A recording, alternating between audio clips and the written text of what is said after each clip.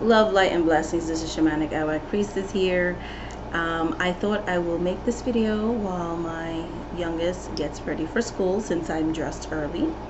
I have like several errands to do and everything like that. I've had a crazy morning because literally while I was getting ready this morning, I was like putting on my shirt and and brushing my teeth or whatever. I had my cell phone on my back pocket, and I accidentally butt dialed my mom, and she's like, hello, and I'm like, oh my goodness, mom, I'm just getting ready for taking the baby to school. So she's like, oh, okay. She's like, I was wondering, it was dark, like because my camera was on my phone, it was FaceTiming in my pants pocket. So it's one of those mornings. But anyways, I wanted to make this video because a lot of times when I'm taking a shower, or the rare times that I have quiet time or things like that, a lot of times when I'm like in deep thought, this topic I'm very passionate about, and I feel like it's not really talked about, or at least the channels that I've watched haven't really elaborated on it. So a lot of people, which I think is awesome, okay, are being exposed now more than ever to tarot and the mysticalness of it. And some people see it as psychological, and I think that's great. Tarot's becoming very mainstream. It's not as taboo as it once was. You even have people that are very religious, like Christian people, that go to tarot readers. I have clients that are very Christian or Muslim and things like that, and they'll go to me for readings. So but I love that. I love how mainstream is becoming. The sad part is a lot of people, and I ran into this problem even in the beginning of my tarot career. So for those of you that don't know, I have family that has performed different forms of divination, mostly reading la copa, so water in a cup, right? Channeling, that's something I do myself too. And so no tools. And then also cartomancy, so playing cards. That's my background. Later on at 25, I had my first tarot reading. Didn't know it was called tarot. My mom always called it praying cards, so she would have people that read her with loteria cards, the barajas, so on and so forth, the cowrie shells. Okay. And when I got exposed to actually working online, because I didn't even know that was a thing. I remember in the beginning of my reading for others, okay, I've been in this spiritual path for 16 years now. Before my second youngest was born, he's 15. When right before I got pregnant with him, I had gone into this path. And basically, through my mom, I come from a lineage, okay? And basically, when I got exposed to working on the hotline, because first I was seeking their services. I was going through a really hard time in my life, and I have always seen divination as fortune telling. Everybody has their opinions on it. I'm a very old school person. To me, 9 out of 10 people that book my services are wanting the fortune telling part. They want to know what the future holds. If they don't like the outcome of the future, what can they do to change that future? Because that's how I look at fortune telling, seeing what's ahead. And if you don't like it, 9 times out of 10, you can change the outcome of something. Okay, there are very few things in life that are destined. Most things in life we can control with our free will, the choices you make today, right? So fortune telling is very powerful. I have actually foreseen things for people. They have made the right choices that have literally saved marriages, their lives, all the things. I've had readings where someone will be seeking my services, and I'll be like, hey, this person hasn't cheated on you, but look, there's a potential because such and such at his or her job, or their job is blah blah blah blah blah. And they're like, oh, I know who that is. And they'll go to therapy or whatever it is that they need to do to work on the relationship, keep those lines of communications open so that person doesn't seek it outside of the marriage, right?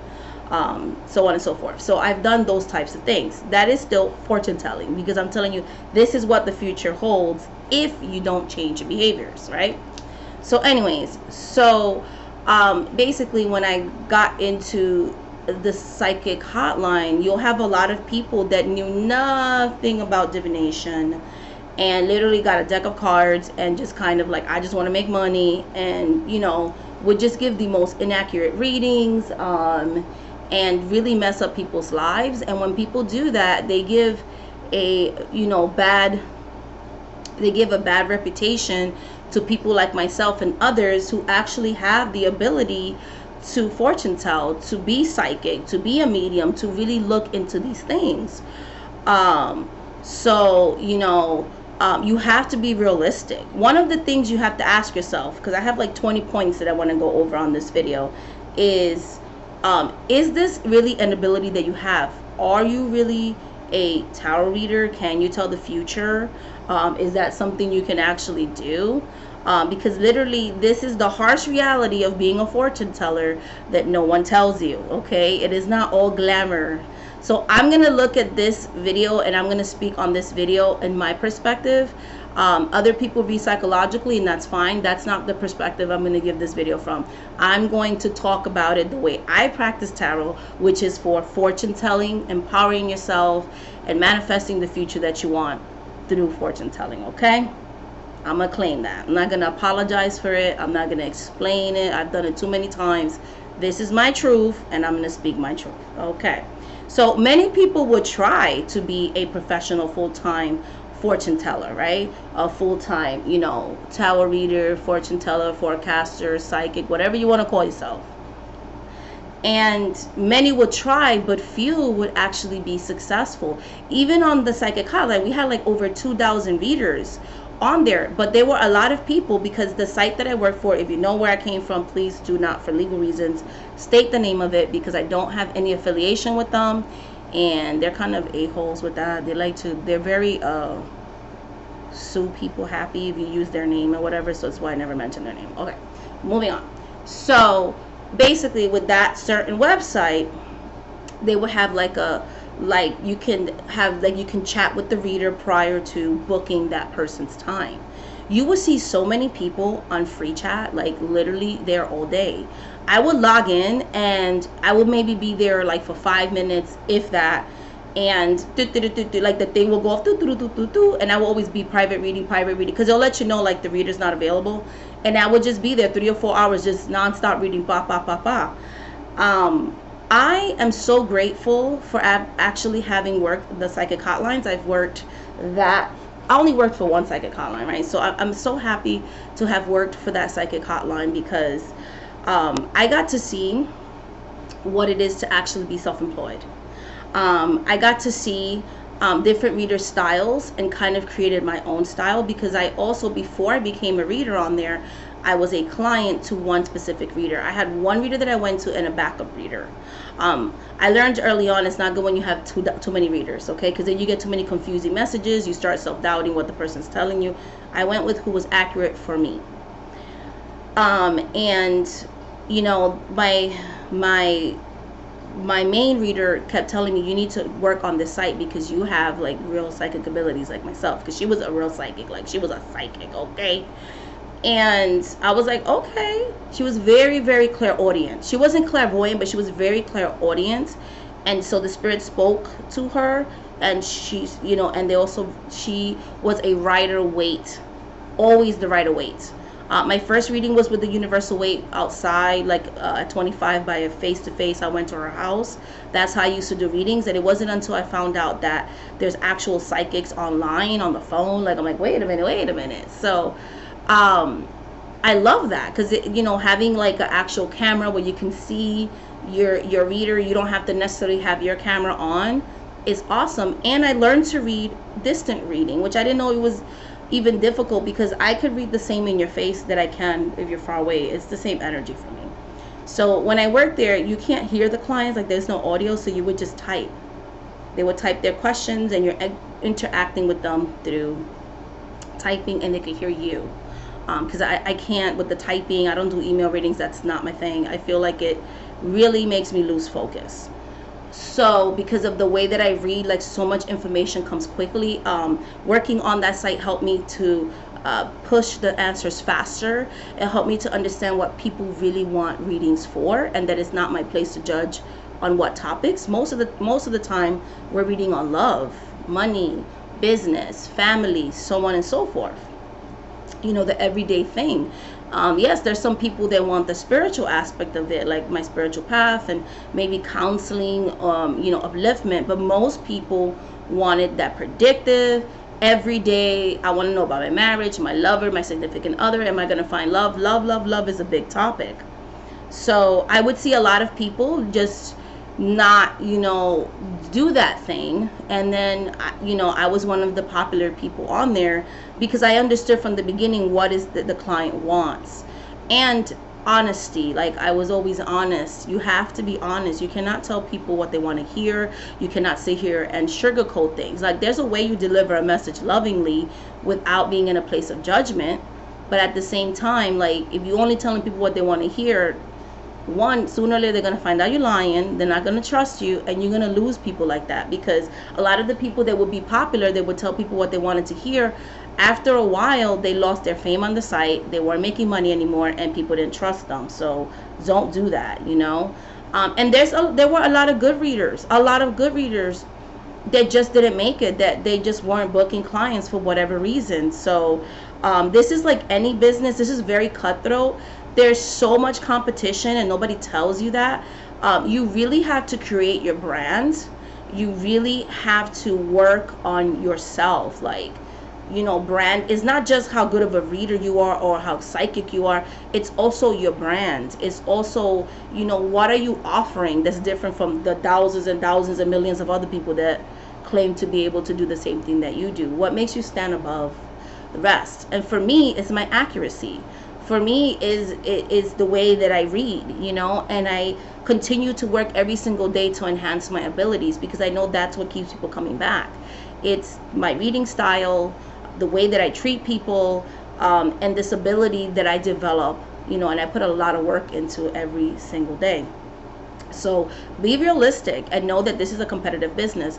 It's not as simple as buying a deck of cards, quitting your 9-to-5 job, and now, woo, I am a millionaire. I'm making it overnight, When I got on the site, I'm not going to lie, I did break a record for like new psychics. I had started at the same time as somebody I friended on there, and they gave me a bonus because they put you on a probation period. So if you have a set amount of read time, I don't know if they do that now, but before they did with the other owners. So if you read for a certain amount of hours and make a certain amount of money, you're out of the trial period. I was literally out of the trial period because you were only allowed to charge 99 cents per minute when I first started. I noticed like the next day that I logged in, because I would love this so much. That first day I just literally kept working. The next day they were like, oh, your rate went up to $1.49. I was like, what are you talking about? I didn't raise my rates. We're not allowed to do that. And they're like, they did. And I was like, oh, and I got a bonus because I broke a record, like the most readings for a new reader, like within 24 hours. I was like, whoa. Well, my friend was still like her first week, still trying to get those hours in so she could be out of the probation period, and she was a good reader too. That's another thing. Like there's going to be a lot of jealousy because, again, a lot of people go for it, but very few actually make it successful. It's hard work. It's real. It's work. It's energy. It's work. And and things of that nature. So it was very few people, me and others, that were actually making a livable wage. You had a lot of people, and this is even true for TarotTube, people that are like, oh, I'm a professional reader. A lot of them have full-time jobs, 9-to-5s, or they have a significant other that works a full-time job, and the money that they make from the readings, it's like a second income. I follow people, one is she's a police officer's wife, and she even says, if it wasn't for my husband, I wouldn't be able to do this. So you have to be realistic. If you're somebody like me who's the sole provider, you have to be realistic. So when I started on the psychic hotline, I was a divorced woman. Yes, I am licensed LPN, right? I was a licensed LPN. I also have a degree in sociology, so I also can always fall back on becoming a social worker or go back into the medical field. I have things that I can fall back on, and you should too. You shouldn't put all your eggs in the basket, okay? This business is fickle. But basically, most people have a 9 to 5, and when they finally start to see like, oh, this is sustainable, then it will be realistic for you to leave your full-time job. Okay, you have to have some type of backup income. My backup income is not only the fact that I have careers, degrees, certifications, all that kind of stuff. I also had, because I have a special needs child, at the time that I got divorced, I had my food stamps, okay, and I was receiving money in the state of Pennsylvania for being my child's sole caretaker, okay, so I was receiving disability for him, okay, and I was on Section 8 housing. Like, that's where I come from, okay, because I had a really hard time getting specialized childcare for my special needs child. It is very hard when you have a special needs child that requires a lot of care. You know, he's 15, but I'm still helping him to get ready for school. I have to make sure his shoes are not backwards. He still can't tie his shoes. Like, I've tried to teach him. It's really hard for him to understand and comprehend how to tie his shoes. So I gotta make sure his shoes are tied and his shoes are not backwards, because he doesn't get the concept of, he doesn't even know when his shoes are backwards or his shirt's inside out, or he'll forget to get dressed if I don't like prompt him, like, hey, your clothes are on the bed, you gotta, you know, change your clothes, you have to, you know, hygiene, and, you know, I have to do a constant, you know, so he needs a lot of care in that sense, you know. And so, you know, a lot of daycares, a lot of childcare, a lot of places, after school programs, they're not set up for that. So when I got divorced, it was really hard for me to, you know, get childcare. So, you know, I had to be realistic. Like, I have to have a side income. I have kids, you know, I have 3 dependents at the time, you know, for my first marriage. I have to make sure this is realistic. So I had that backup income. And as I started to make more money and reporting my income to social services, they took me, you know, then I incomed out of Section 8, you know, assisted housing. I got less disability for my son, but I still, if it ever went fickle, I knew that I could still live on his disability. I can always apply for some type of housing vouchers or programs or something. You understand what I'm saying? Or if need be, you know, I could always relocate to New York City where there's better benefits and just either stay with a relative. But I always had backup plans because I was realistic and knew that just because you set up shop doesn't mean it's going to be successful. I'm very grateful that I was successful from day one, but that isn't always for everybody. And we have to be aware of that, you know. Number 2, taxes, guys. Taxes. While everybody's sitting here celebrating, okay, having a party, I'm getting my income tax. That's nice for you. Most business owners, after you start making a certain amount of money, you have to make quarterly payments, or you can do what a lot of people do. They wait to the end of the tax year, especially if you are making different amounts all the time. And then payment is due, you know, when taxes are due. So while everybody else is celebrating their stuff, right, you most likely, if you're making a decent amount of money, are going to have to pay into taxes, okay? And depending on, you know, how much you make, it depends how much they're going to take out. And believe me, it's not cute. And the government don't play. You know, you got to pay your state taxes, all the things. A lot of times when you're self-employed, depending on your situation, if you don't have a partner or something like that that has insurance in their job, then you're going to be responsible for your insurance, your health insurance. You got to look into that as well. You got to look into the cost of running your business. So for me, my website, I have to pay for that. I have to pay a certain amount of money every time somebody does a PayPal transaction or a Cash App transaction. I got to pay for, you know, the URL, the search, you know, when people do the search in the internet, I have to pay for that. I have to pay, you know, to copyright my name. I have to pay for the scheduling app that helps you to schedule your appointments through my website. I have to pay all those things, you know. When I do spells for you guys, I have to pay for the candles and everything else. So, you know, the realistic cost of running a business, the divination tools, the backgrounds that I put on, you know, the clothing, you know, dress, you know, your packaging, your branding. You know, you have to pay for those things. So make sure. I have gotten to the point where I have a personal accountant now, because I have to make sure that someone who actually specializes in self-employed people are going to do my taxes right, legally, doing legal deductions so the government don't come after me. And but at the same time, if I can save money in a legal way, of course, they know their tax laws. So I have my personal accountant.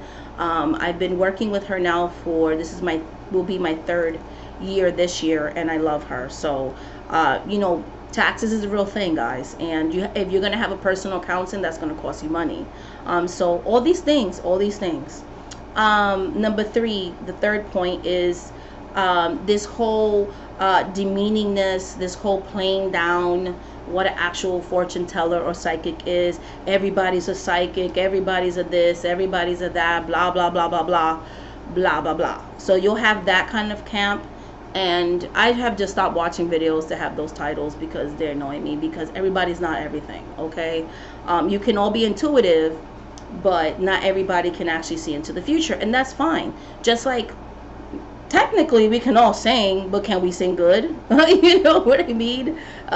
Can you actually really see into the future? Okay, you can academically read tarot, but can you actually see into the future, right? So with accuracy. So same thing with singing. Like, can you actually sing well, and can that make money for you, right? Do you actually have a talent? Fortune telling is a talent, okay? So don't let that make you feel less than, because people are trying to downplay your talent. Most of the people that say that kind of stuff, I'm gonna be quiet now. I'm gonna leave it alone. Okay, so yeah, so basically it's bullshit. It's bullshit, okay? Yeah, it's a way of trying to put you down, okay? So don't listen to that. If you're actually good at stuff and you give really good readings, like, pat yourself on the back. A lot of people can't do that. I've had a lot of people like, oh my god, I've had such trouble readings, this person didn't know what they were doing, what is this? So no. Number 4, judgment of fortune telling and the entitled mindset, okay? So basically, oh, you shouldn't be fortune telling. Oh my god, so many books that so many channels, so many people making tons and tons of it. I have already stopped trying to reply to those videos. I don't even waste my time watching them. I mean, you can have your opinion, I just don't. I can choose to not partake in them. Just like I have certain opinions that some people don't like, you can choose not to partake in them. So I'm just not going to watch videos about the horrors of third-party readings and how fortune telling takes away your free will. Oh my god, the evil pick-a-pile readers that literally are not even charging you money. Like, literally, there's so many free readings on there, and people demonize them, and I'm like, okay, they're not even charging you for it's a free reading, like, please. Anyways, so you have those people that judge those people. You have people that judge people like me, like, I'm a proud psychic, I'm a proud fortune teller, okay, I don't care. And yes, I'm a spiritual coach too, okay, I do all the things, okay, I'm multifaceted. But yeah, don't let the judgment of that, don't let people impose their ethics on you. I don't. I do what I do, and I don't care. Because at the end of the day, the people that are demonizing what I do, they're not paying my bills, they're not taking care of my kids, and they're not my clients. So that's your opinion, and that's fine, but that doesn't affect me. So I care about what my customers and my clients think, what my family thinks about me, like my kids, and what I think about myself. So, okay, and that's it. So yeah, just learn to, if you actually are a fortune teller, just learn to, like, block it out. Block out the noise, guys. Stand in your truth. Know that not everybody can do it, and that's why so many people have opinions on it, because some people, not all, but I'm just saying, 9 out of 10 of them that are complaining is because they're mad they can't do it. Anyways, number 5, okay? Number 5 goes with number 4. So when I was talking about entitlement, you'll have people that will give you these sob stories. And that's not everybody. There are people that are actually going through economic problems that really, don't have a lot of money. So I'm not going to say that. But there are some people Not saying any names. They'll be like, oh, I'm gonna save up money for this, that, and the other because I would love to take your classes. And I'm like, okay. And try to give you the whole guilt story, and then I'm like, it's fine. Like, I don't force nobody to buy my stuff. Like, you watch my channel, that's great. Whatever, do your thing. And then you be like, sometimes their channel will come on your feed. So I just bought this indie deck with gold gilding for $200, and you're complaining about a $45 reading. Make that make sense, sis? So you understand what I'm saying? And that's just somebody's way of saying, I would book you, but like, you're not, like, your pricing, I don't feel like you're worth that. I'd rather buy a deck of cards that cost like $300 and $200, okay?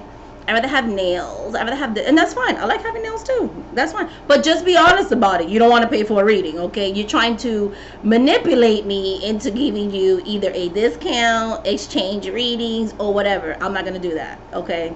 So I got to pay my bills like you got to pay your bills, okay? So again, you're not forced to read with me, but don't try to deceive me by giving me a sob story and then I come to find out it's not true. I learned that early on, and I don't fall for those things anymore, Again, there are people that do have economic problems. That's not the people I'm talking about, and I'm not income shaming people. Who I am shaming are the people that you damn well know they have money. They're showing these elaborate houses, yards, all these spiritual rooms that are, altar rooms and gorgeous statues, but then they want to tell you they don't have money to read with you because they want you to give them a free reading. Nah. Okay, if that's having economic problems, I want to have your economic problems too, because your house is like a whole mansion. Like, stop. Anyway, so yes. And again, number 5, touching on that, unrealistic expectations. So, okay, I'll have people, they'll be like, oh, I want to go into reading full time, and we'll talk about it, and I'll tell them what to do, and they're like, that's a lot of work. I'm like, okay, so they won't listen to me, past clients or whatever.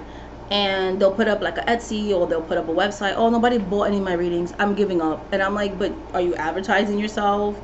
Why don't you go apply for a psychic hotline? I tell people that all the time. If you really want to know what people pay for, work on a psychic hotline.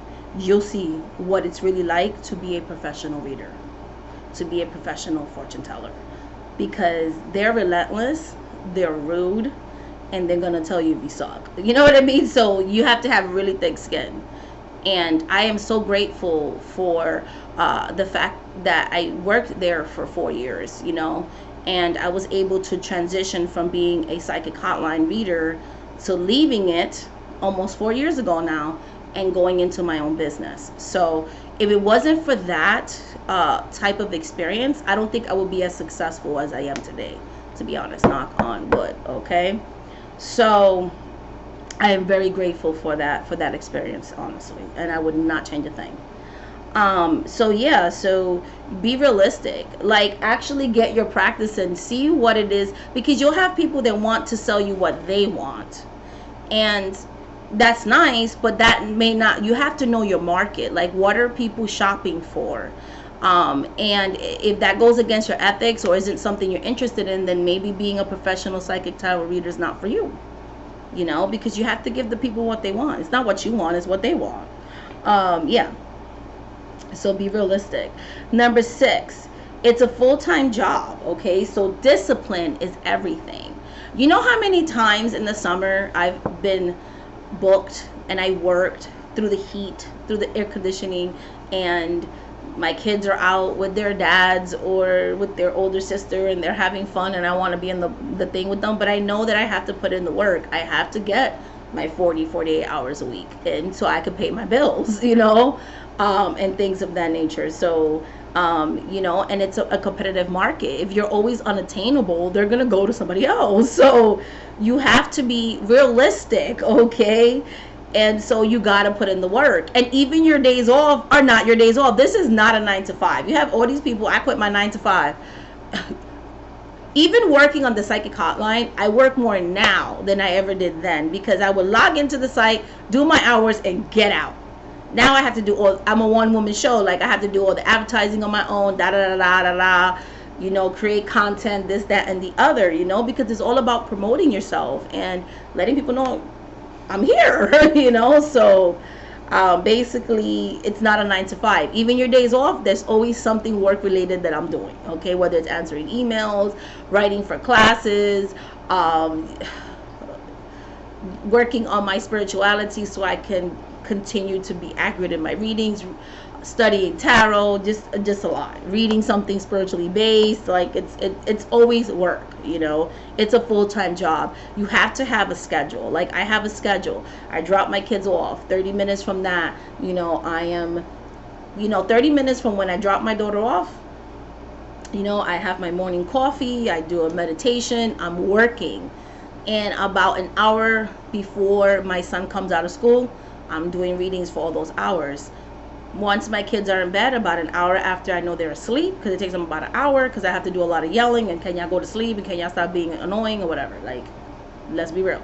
About an hour after I put them to sleep, it's quiet in the house. I could do my nighttime readings, so on and so forth. So it's a full-time job. It's not glamorous. It's exhausting. It's mentally tiring. It's a lot. So it's a full-time job.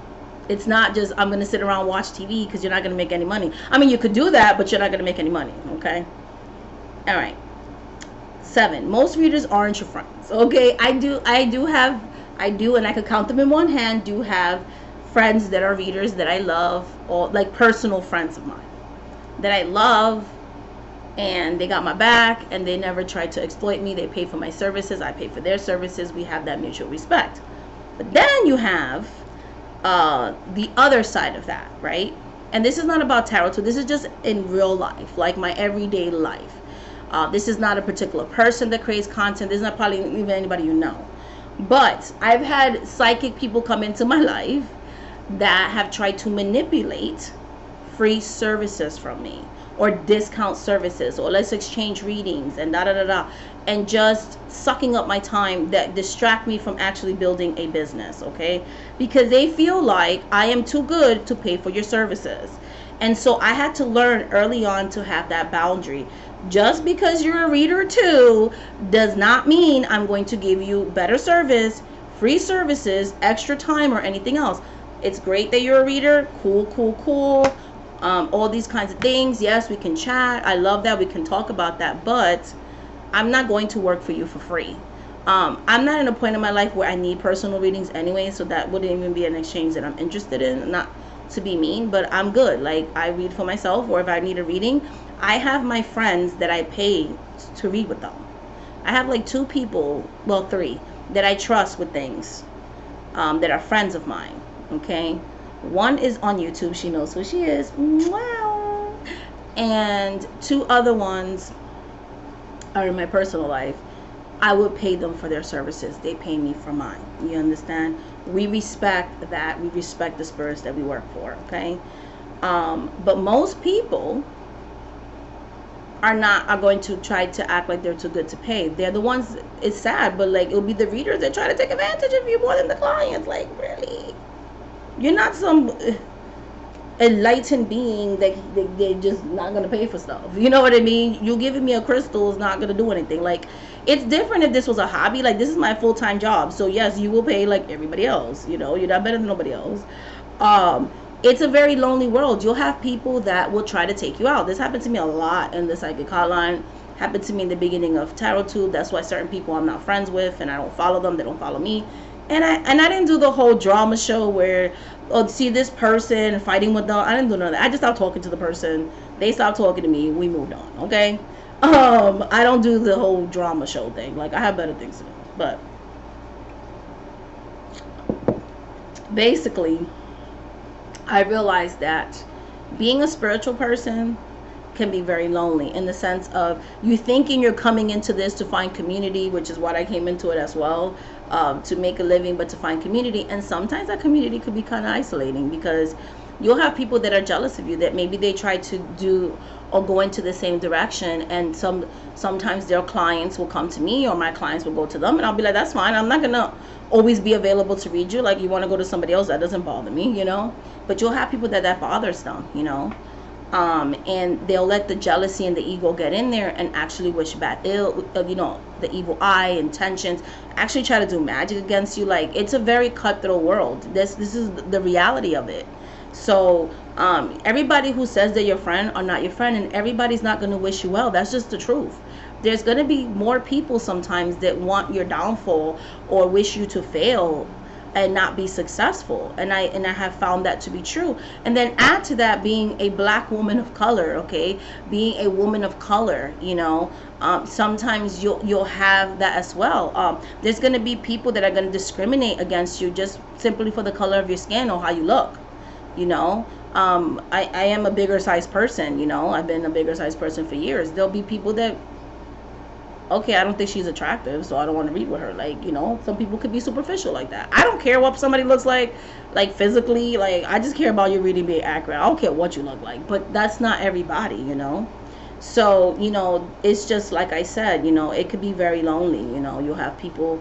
I had experiences with said person that I was friends with. I made the mistake of telling them an idea that I had for my business, and they literally went with the idea. I watched their channel, and they literally were selling products that were actually originally my idea. So this is when I learned, keep your mouth shut, keep your eyes open, and you can't trust everybody. So listen to your intuition, because your intuition told you that was not a good person. So yeah, not everybody's your friend. So protect your brand, protect your business, protect your ideas. Doesn't mean you can't have spiritual friends, but a lot of times some of these people, because it's such a competitive business, could literally want your downfall. They start to feel threatened if you start to become more successful than them. Okay. Yeah. Number 8, energy vampires. Okay. You're gonna have people that are very most of my clients are wonderful, and I'm very grateful for that. So this 98% of my interactions with my clients are loving, wonderful people. Okay. But I've had experiences with energetic vampires.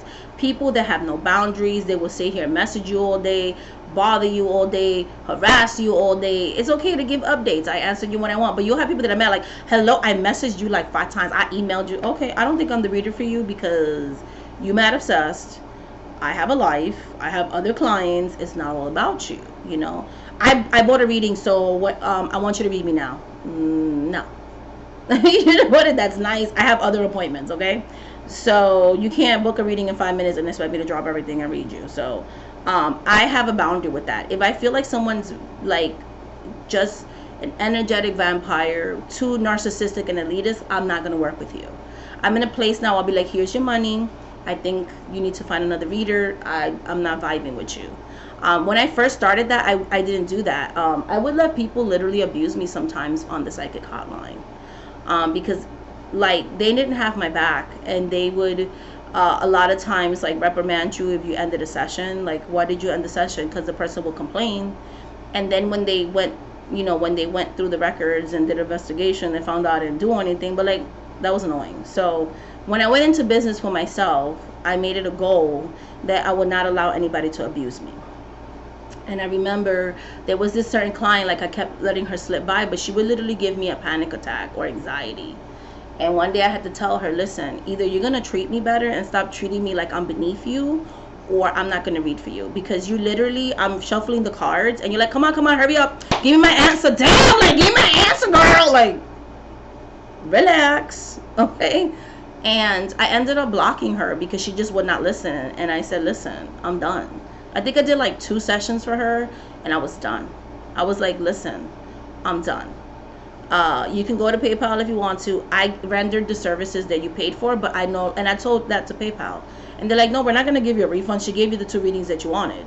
But the third one that you booked, she doesn't want to work with you. She has the right to deny service. So, so I blocked her. I no longer read for her. She was very, very rude. If you give me that type of energy, I'm just not going to read for you. If you're demanded and all that. So, learn your boundaries early on, because there's no point in getting panic attacks and anxiety for what? So, because you have people that will treat you like that. They just think because they paid for a service that somehow you need to be subservient to them. Okay. I've seen it a lot, in nail salons. You'll have somebody doing somebody's pedicure or manicure, and the person's demeaning the person the whole time. terrible. And some people are just never going to be happy. There was this client that would literally berate me, but always book readings with me and be like, yeah, your predictions came true. But at the same time, when I was predicting new stuff, she will argue the whole time and literally just give me panic attacks. So what I started doing was, every time I would see that person's screen name come up, I would log off. And I kept logging off and logging. And when she asked me one time when we were in chat, I was like, I don't want to read for you. I don't like your energy. You could report me to administration if you want to. I don't want to read with you. I don't care if they penalize me. I don't want to read for you. Your energy stinks. It sucks, you know. So you have to set up your boundaries. You know, it is not worth the mental anguish. Number 9, time management, time management, time management. Okay. You're gonna have times where you're gonna have to set up these boundaries. Like, outside of readings, I can't really be chatting for 20,000 hours, you know. I used to do that before, and I just never had any time. Like, I was putting myself and my family on the back burner, and that's not fair. And I was like, no, my kids need me, you know what I mean? So the whole point of me working from home is so I could be there for my kids. So, you know, my time is precious. When I'm working, I'm working. When I'm not working, I'm not working. And it took me a long time. I'm like touching my petrified wood just for like that grounding energy, because, you know. Anyway, so I had to learn to literally manage that time and have like that healthy, you know, boundary and everything like that. And when my personal time is my personal time, I have a set amount of work hours. You know, I keep things very organized. It's why I don't do emergency readings or, you know, a same day reading. I don't do that because it's not like the psychic calling where I could log in and I could get out. If I just had just an open end schedule, you know, I have days where I have to go to the doctor or do personal things. You know, I have things I need to do, and I can't just be here on demand. You know, I have my work hours like everybody else, and I don't work outside those work hours. You know, this is what I have available, you know, and things of that nature, because it's not fair. You want an accurate reading, then you have to allow me the time to take care of my personal business. So when you're booking a service with me, I'm giving you the best of me. I'm giving you an accurate reading, and you're getting what you paid for, versus me being all stressed out, not even focusing on anything you're saying, and giving you a very inaccurate reading because I'm stressed the hell out. No, it's not fair to you, and it's not fair to me, and it's not fair to my family, you know, and things of that nature. So time management is important. I also have to schedule in, you know, when I'm going to write the material for my classes, when I'm going to create a video, writing, you know, time to research those things, times to study tarot, you know, time for personal care. I have to schedule everything for me. Schedule, this is the time I'm going to make dinner. Sometimes I cook dinner the day before, because I have very limited time, you know. So my life is very organized and very structured, because when you're running a personal business, you're not going to have all this free time like you think, okay? Especially when your business starts to pick up. Number 10, know your worth, okay? Don't allow somebody to tell you what you should charge for your services. You know what you're worth, okay? Charge accordingly. Your prices may be different from mine, and mine may be different from yours. Yours could be less, yours could be more. Mine could be less, and mine could be more. You know your worth, okay? Number 11, stay humble. You are not better than anybody else. I'm not better than anybody else. I don't go around belittling other readers and other people and other things. I am humble because I know in the same way that spirits gave me this, they can take it away. Okay? One day I could be having a great business, and the next day I have to go back to a job. So I, you know, stay humble. Never act like your ish don't stink, and don't try to act like you're better than anybody else. Always remain humble. Humbleness creates gratitude, and gratitude is a beautiful energy, because gratitude, okay, counting your blessings does help you to attract abundance, okay? So always have a spirit of being humble and grateful. 12, be authentic. I was very aware when I started to create content in the beginning that I may never be a huge channel because of certain things that I feel very passionate about. but I would rather have a smaller channel, okay, than a huge channel with a bunch of views and I'm not being my genuine self. There are things that I'm just passionate about, and I don't want to compromise my ethics or my morals just to have a bigger following. And that even goes with my tarot business. There are things that I'm very comfortable reading on, and there are things that I'm not. There are things that I'm very comfortable doing spell work towards, and certain things that I'm not. And I've learned to be authentic to myself. So very early on, set up those boundaries. What are your personal ethics? What things are you willing to do? But not the ethics that you shouldn't do this, you shouldn't do that. What are your actual personal ethics? What are your real thoughts? Be honest with yourself. What are the things you're comfortable with, and what are the things you're not?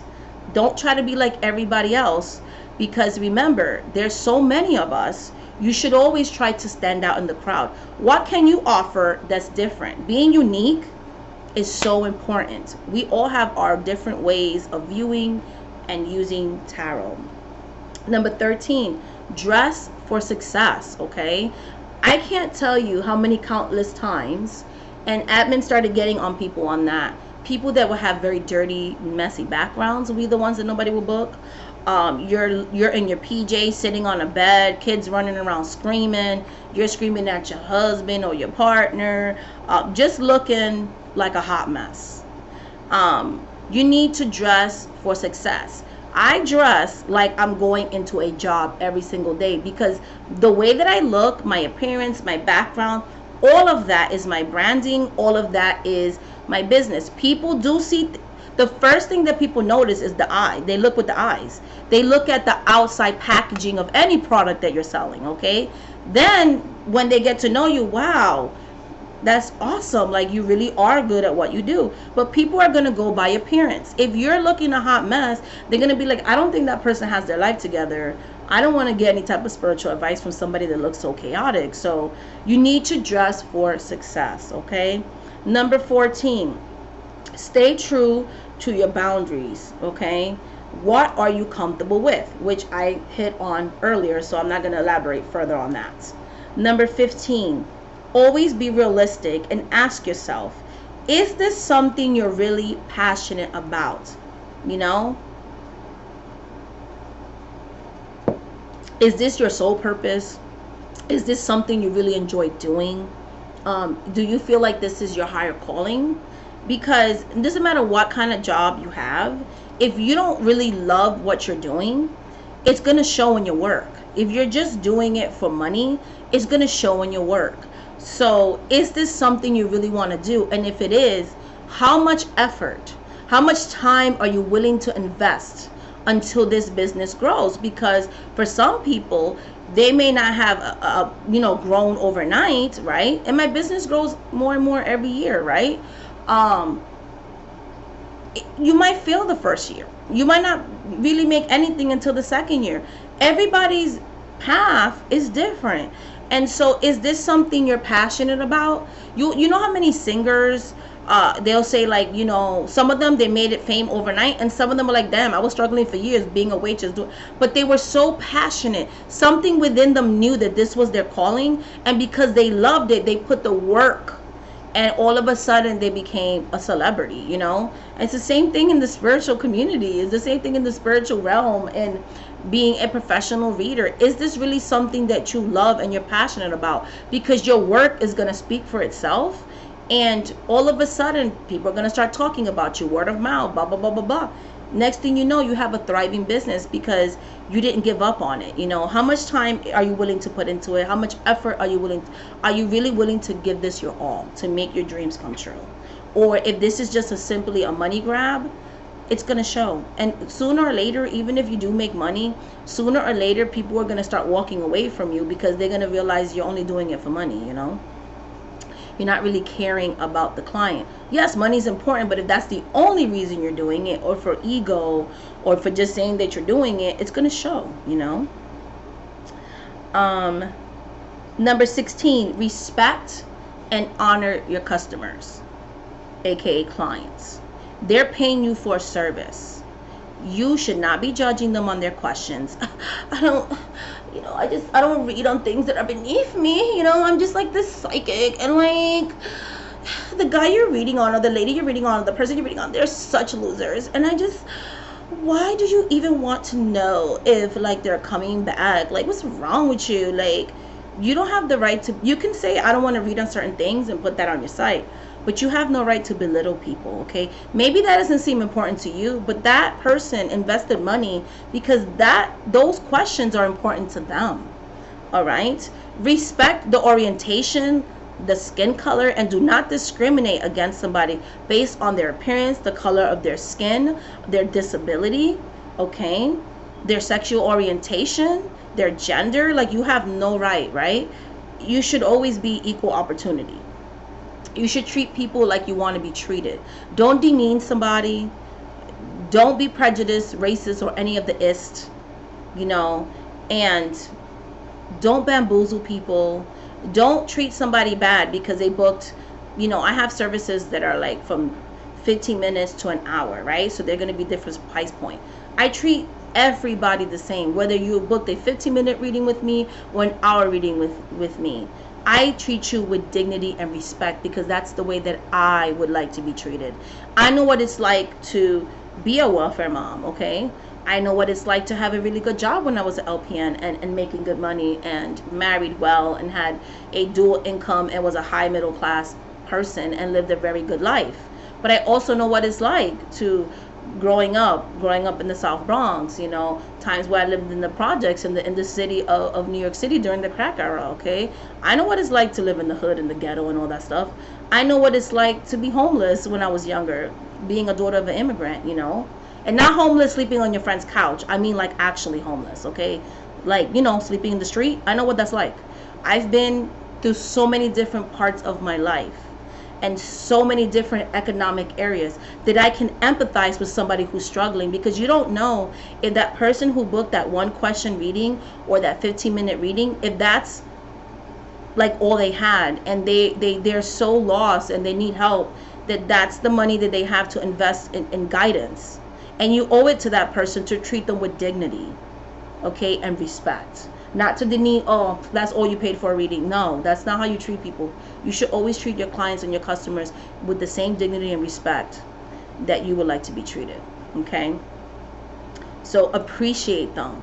Don't put them down. I've had readers, I'm like, wow, you're like, all you're doing is making fun of your clients. Do they know that you feel that way about them?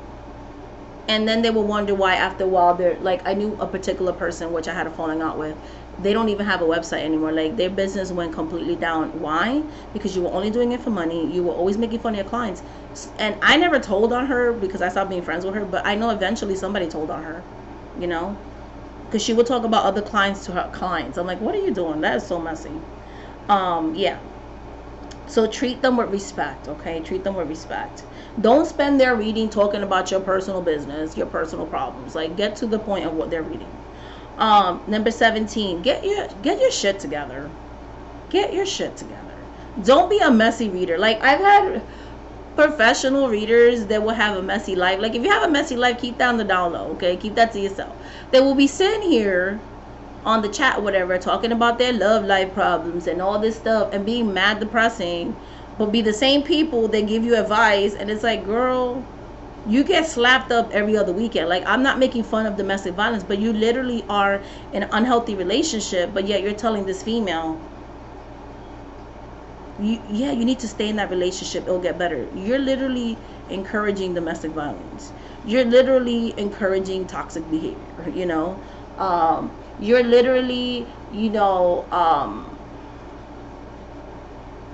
encouraging people not to do the work, so it's important to get your shit together. And what I mean by that, nobody has a perfect life, but for instance, if someone's a drug addict cannot work in a rehabilitation. A recovering drug addict can, but somebody who's actually still actively doing drugs cannot counsel somebody that's doing drugs. You know what I mean? I am someone who's recovering from ED.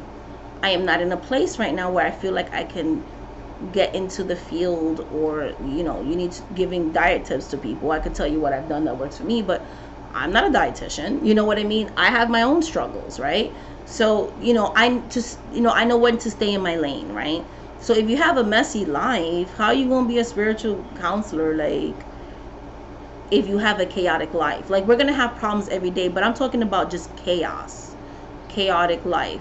There's been times I've taken personal breaks when I've had personal things going on, whether it's mental health struggles or things within my family, that I'm like, I have to kind of detach and focus on certain things with my family, then I can come back, because I have to have some type of balance. Okay, I have to have some type of balance. If I'm being pulled in too many different directions, I have nothing to give to them, nothing to give to you, nothing to give to myself. So that's what I mean by get your shit together, having that balance. Okay. 18, it's important to have a support system. My support system, my oldest daughter.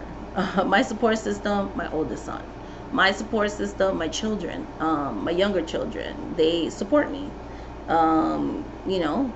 They do what they have to do. So mommy could work sometimes means playing in their room quietly. That's supporting me. Respecting. I taught my kids, I ingrained in my children, this is a regular job. People are not paying me to see you running around the background acting silly. So yeah. So my support system is my oldest daughter, my son. When he was still living with me, he would do the child care. My oldest daughter helps me with certain things. I do pay her for her time, just like I would pay anybody else, but she is my support system. Okay, I do run ideas with her, like, hey, the spirits told me to do, that's a good idea, mom, blah blah blah blah. So I do have a support system in that sense, and that's important. Someone who actually believes in your dreams, it helps a lot. And if your support system is your spirits, which the spirits are mine too, that's my other support system. And number 19, have a self-love, self-care practice. Okay, in the same way that you care for your clients, your customers, and everybody else around you, you need to care about yourself. And I had to learn that. It got to a point, I was working so much at one point that I remember there was a time I took like a month off. It was 2 weeks. I was literally making videos like, guys, please. And I was looking so stressed, aged. And I was going through stuff, and I'm being honest, it was while I was making this channel. And one day I looked at myself on YouTube, and I was like, is that how I look? And it's not a fat shaming thing. I was the most unhealthy that I've ever been in my life. And my health was starting to reflect that. And I was starting to go through a bout of depression. And I remember it was March of this year. I had a wake-up call. I remember trying to take a walk and my legs were on fire, and it hurt for me to be mobile because my body wasn't used to carrying around a certain amount of weight. And I cried and I said, I can't do this anymore. And with my therapist, the spirits, getting the help that I needed, I was able to address why I fell back into binge eating, and binge eating and restrictive eating. I was doing both things. And it made me really, in the summer, say, I'm gonna set up this boundary. I'm shutting everything down. It was one of the scariest things I ever did, because I've taken little breaks, but I always had my website up and be like, oh, I'm on vacation, I'll be back then. I literally shut everything down. There was no money coming in for a month. No income, no money, nothing. And it was scary. And I had to ask myself, am I gonna come back to YouTube? Am I gonna come back as a reader? Because I'm getting migraines, I'm eating my feelings, I'm stuffing my feelings with food, or not eating at all. And I would go days without eating sometimes and be dizzy. And then when I would eat again, it would be like to the point of feeling sick and overfull. And I just self-hating myself for doing these things, and be like, but I'm supposed to be like an example to people. And it was so beautiful to take that time to myself, because at that time the weight was coming off. But that's the thing, you can lose weight, right? You can eat healthier, But you're gonna fall back into the eating disorder if you don't address the root of the issue. And a lot of it, I will make a video someday that will really talk about other things. I might just put it on membership, I'm not sure, but I know that, or I might make it available here, I don't know yet, but I'll get deeper into that because I don't want this video to turn into that. But once I figured out the root of it, that's why I talk about, like, I'm talking to myself to get your shit together. I was self-harming myself to the point of causing health issues with myself because I didn't love myself enough to give myself healthy foods. I didn't love myself enough to take the time to cook myself something. I didn't feel worthy enough. I would cook for my kids, but I wasn't worthy enough to find out the root of my issue. And you know, when I really started to practice self-love, I feel like I'm even a better spiritualist for you guys because now I'm healing. So I am getting back into healing services and energetic healing. I want to get back into those things because I love those things. I'm a shaman. But I had to do the work for myself, and we need to be honest with ourselves. If we're in a bad place in our lives, it is okay to take a break, pull back, and work on ourselves. It's okay to schedule a day off, you know. It's okay to take those breaks, guys. And number 20, and this is like the longest video I ever made, oh my goodness. Protect your energy, take reasonable breaks, which correlates with number 19. Your days off are your days off. Your boundaries are your boundaries. Your boundaries not only help yourself, but they help the people seeking your services. Because if you're in a good mental health space, if you're in a good physical health space, then you're going to be able to give more services, do more for your clients, be around longer for your loved ones, you know, and those people that look up to you. So basically that is the harsh realities, you know, what they don't tell you when you're going into becoming a full-time professional tarot reader, psychic, fortune teller, whatever you want to call it. Okay, I might do another part to this of the realities of being a professional witch, aka root worker, and we'll talk about the magical aspect. But today I wanted to focus more on divination. Okay, much love, much light, much blessings. If you want to work with me on a one-on-one basis, shamanic@priestess.com, and there you can book your personal reading with me. Bye guys.